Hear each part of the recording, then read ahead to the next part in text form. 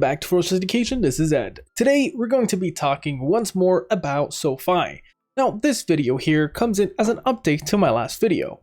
So if you would like to know a bit more about their earnings in depth, I cover that in the last video. But nonetheless, if you've never heard about SoFi, they provide a lot of different financial products, including loans, crypto, investing, money, insurance, insights, and business solutions, as well as other products.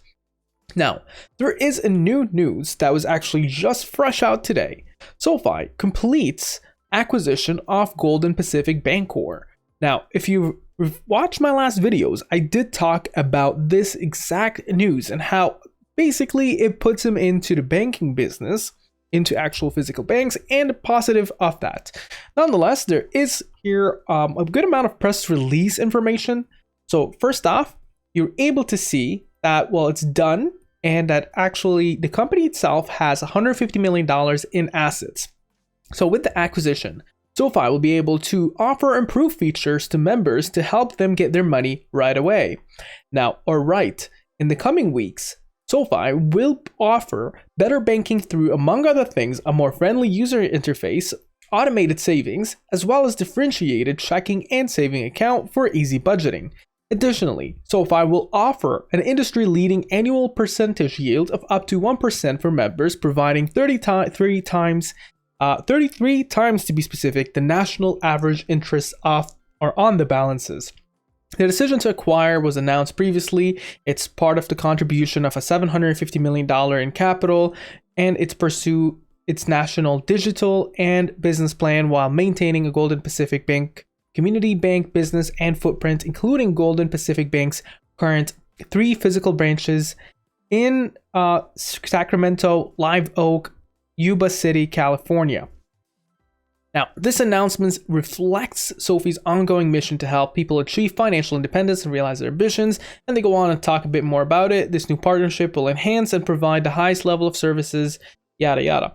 Now, the presentation for the earnings that I did make a video on last week does really show you the anticipation coming up for the earnings for the full year and for the fourth quarter 2021. Now, I did talk about this exclusively in the last video, but it is appearing to be really picking up on the option side. So this article here says bullish SoFi, option spread for upside catalyst ahead. Now, this catalyst coming in for earnings is expected to be one of the best earnings yet for this company on a yearly perspective, as you get to see even their annual adjusted EBITDA is positive for the first time ever, and their guidance is currently putting it to be positive between $28 and $31 for adjusted EBITDA, with a high chance of them actually beating their guidance, as they tend to do so from the quarter 3 2021 actual. You see that is the case. And usually that is a very good catalyst, and hopefully we're able to see it. But apparently you're able to see that the market itself is actually moving on towards multiple different things. So this catalyst here that they're mentioning is Americans currently hold an unprecedented $1.6 trillion in federal student loans, an additional $130 billion in private academic loans. Refinancing is topping priority list for interest rates sizable below 2019 levels. And it does talk about SoFi's easy kind of customer financing, and as well that is part of the catalyst, but nonetheless, it does talk a little bit more in depth about the US governments, and the student loan deferment program are concluding at the end of May, providing a perfect medium-term option for play for SoFi, which is poised to explode as an individual race to refinance before the rates head any higher.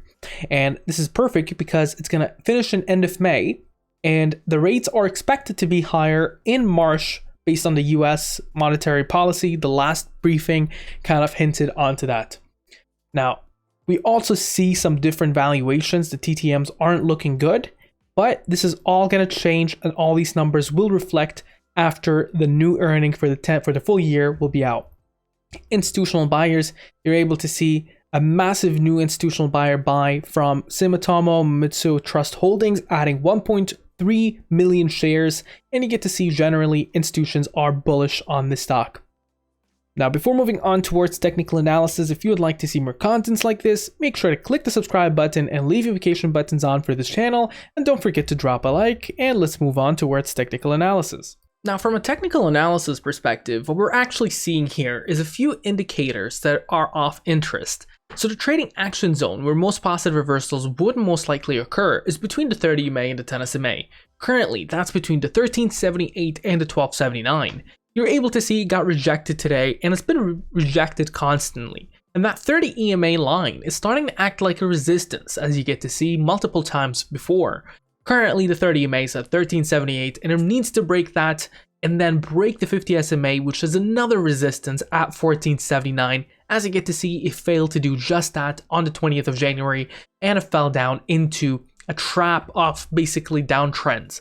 Now, average directional index isn't suggesting that this negative trend is strong, but it's still a negative trend nonetheless. The Williams percent R, which is very similar to the relative strength index, also known as RSI, is really close to being oversold, suggesting that if momentum was to be established, you most likely would find a bit more demand than currently is there. Now, on the MACD, it's currently attempting a positive reversal. It's currently flat going from the negative to the positive side and really attempting that positive reversal. Now, momentum is negative 1.04 after it attempted being positive yesterday. It fell back into the negative, so there is a lot of resistance into breaking this trend. Now, basically on the stochastic fast and stochastic slow, you're able to see that it's trying to get a bit of a pulse back. It suggests that there might be a leg up for this one. It's going to try to attempt to break it again. And so that is the hope for this one. But if it does, it can easily push forward. And we have a perfect catalyst coming up in the next month on the 1st of March. I believe that's where the earnings is. And that would be amazing kind of set up for that to explode. Now, in terms of moving average bands, you're able to see it's expected to trade between 1445 and 1182. Meanwhile, the Bollinger bands are between 1502 and 1126. Now, in terms of the Fibonacci tracements here that we're using, we're going to use a 2465 as the top and 1051 as the bottom. And what we're able to see is that there is a significant resistance currently at 1385, then 1591, 1758, 1925, 2162, and 2465. Meanwhile, the support is at 1051.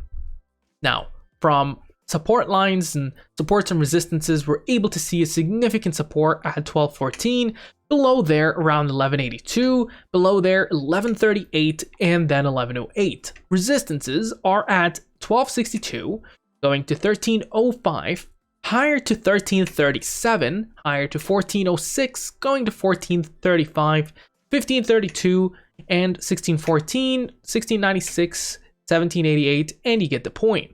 Now, from an analyst perspective, we see mainly it's a moderate buy. 7 buys and 3 holds with a price target average of 20.30, so around 67% upside, and the lowest price target is at $16, still around 20.5% upside from where we're at.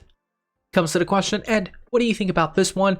I think there's 2 main catalysts. Again, the forgiveness program or the deferred program for student loans, and a lot of loans that are coming into an end in May, that's going to be triggering in kind of an inflow, especially before the rates get hiked. I think SoFi will show really good numbers onto the first quarter alone of 2022. Now, coming into the second catalyst relating towards the full year earnings and the fourth quarter, I think it's going to surprise a lot of people. I think it's going to still have a run because of that, and it's still kind of very bullish onto this one when it comes towards their earnings results. What do you think about this ticker? Make sure to down in the comments below. Share, subscribe, and like it. Have a wonderful day. Now, if you're still here on this video, make sure to drop down below and join our Discord. We have a lot of different things going on, including, for instance, members that gives picks for free. It's not pump and dumps. We just things we think about, swings, etc. We also have really exciting bots. You can actually use those ones. For instance, we're just testing out this bot, for instance, that gives you Fibonacci resistance points, activities, etc. And we have a bunch of free things, totally free. We run on tips here, and you can ask me questions, suggest stocks, etc. It's a really nice community that has been growing up very fast at a very good rate, and it's totally free. If you would like to join that one, feel free to do so in the description below, and have a wonderful day.